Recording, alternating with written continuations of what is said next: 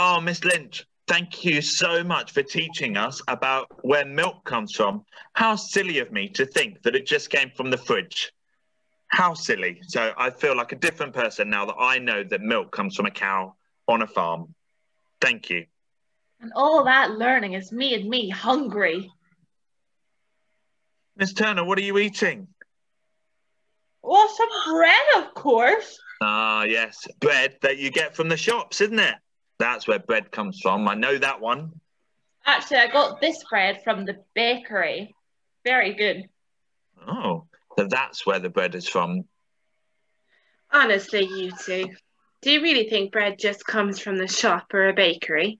I'm going to have to teach you even more. You know nothing at the moment.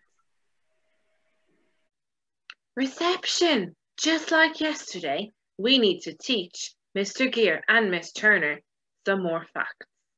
Today we're going to teach them where bread comes from. Now, Miss Turner and Mr. Gear, they both thought that bread just comes from the shop. And while you can get bread in the shop, that is not where the journey for bread starts. Let's have a look at where bread, like these bread rolls that are in the picture, comes from and where the journey starts. So what happens first is, on a farm, seeds like these are planted. These seeds are called wheat seeds. Wheat. The wheat seeds grow in the farm into grains of wheat called shafts. Shafts.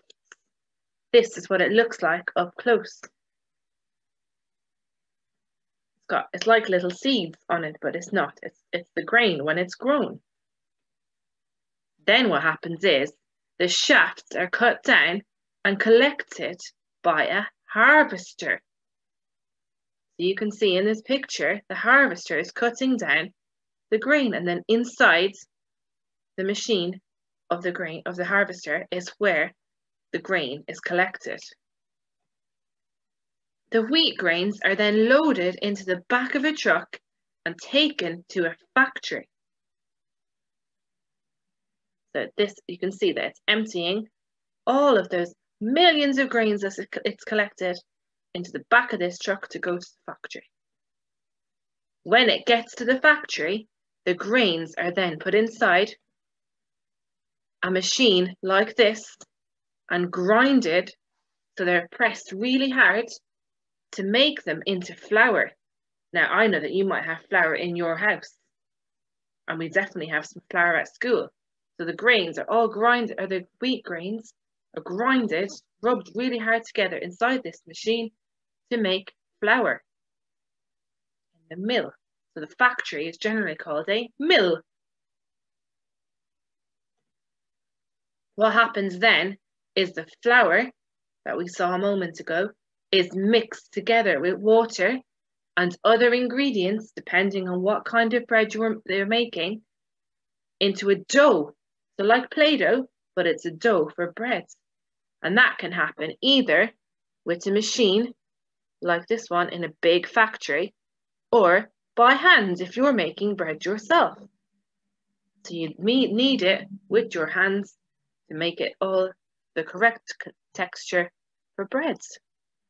Then the dough is put either into an oven dish like this that you might have in your house, or onto another machine in a factory for baking. The dough gets ready to go in the oven. The dough is then put in the oven. What happens whilst it's in the oven is it rises, it gets bigger, and it hardens to become bread. So when you first put the dough into the oven, it's very soft and sticky. But when it's finished cooking, it becomes bigger and harder, and that's how you make bread. When it's ready to be taken out of the oven, you can slice it up. In a factory, big machines might slice it up, and then it's ready to be packaged, to be taken to the shops, or to be eaten. That's how you make breads. Now, I've got some challenges for you about bread. Number 1, can you tell your teacher where bread really comes from? Make sure you use full sentences so they understand that it doesn't just come from the shop. Number 2, can you put the journey of the bread into the correct order? I'll put the pictures on Tapestry to help you.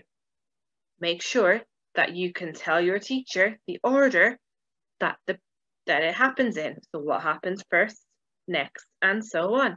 And number 3, can you see if you can find a recipe for bread, maybe in your house or in a cookbook or on the internet, and have a go at making bread at home?